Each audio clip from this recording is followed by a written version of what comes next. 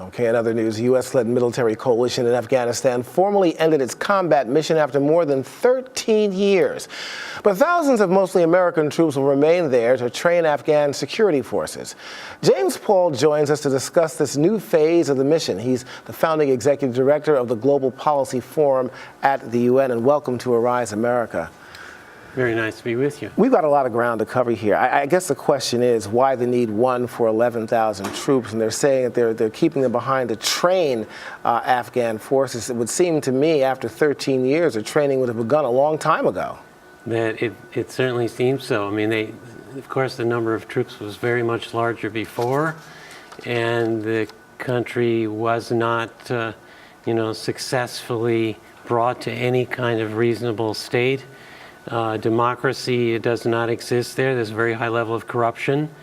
And the training of Afghan troops, I don't see it happening at this point. I think the thing is going to go south from here. Now, you mentioned everything I was going to say in my second question. I mean, these are really salient points here. Of course, the amount of corruption under the former President Hamid Karzai, and you have Ashraf Ghani coming in, who basically had a lot of training here in the United States, but yet and still the government is corrupt. On top of that, what we've witnessed so far the last few weeks or so is an upsurge in the amount of attacks by the Taliban and perhaps other insurgent groups. This doesn't seem to bode well now that we are pulling out there, at least in this combat mission that's over. Well, we have to only think back to the U.S. forces in Iraq, but even go back further than that. I mean, the Brits tried to control Afghanistan and had 3 wars over a 100-year period, and it didn't work. The United States is not being any more successful in this venture than they were. What we have right now is a situation where after 13 years, the amount of money spent on this war is about $1 trillion. Yeah. And also estimates of at least 2,500 deaths, not just casualties. And that goes into the thousands as well on this.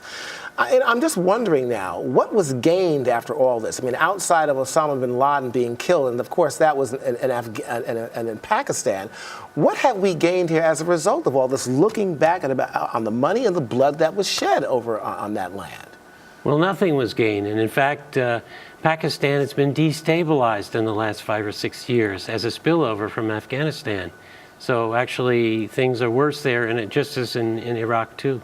Well, this is horrible, and as far as I'm concerned here, we have a lot of people that are looking at this to see what may take place next. 11,000 troops, and we were talking during the break that you think that perhaps there may be more troops than that, more than they're telling us. Yeah, I think so. I mean, I think that there's probably special operations forces and as well as intelligence people there and so on, and so it's probably it could be 15 or possibly even 20,000 altogether.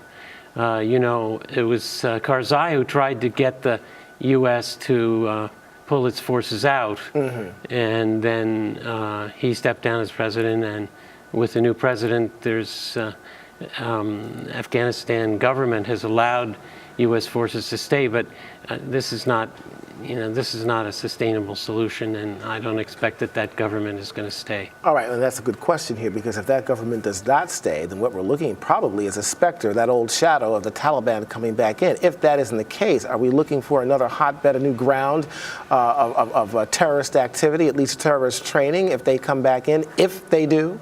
Well, I think this is a country that's divided into a lot of different provinces and regions that have their own peculiarities, and I expect the country is going to fall apart into warlords and other factions rather than any single element gaining control over the central government. I expect that's going to happen. So basically what you're talking about, Mr. Paul, is total anarchy over there in Afghanistan, in the ensuing months, perhaps, as early. Well, I think that we have to see that the U.S. intervention in Afghanistan caused some of this and draw the right conclusions from that. This is not a good process of going in there and trying to. Quickly in closing, what do you see there for 2015 in that country?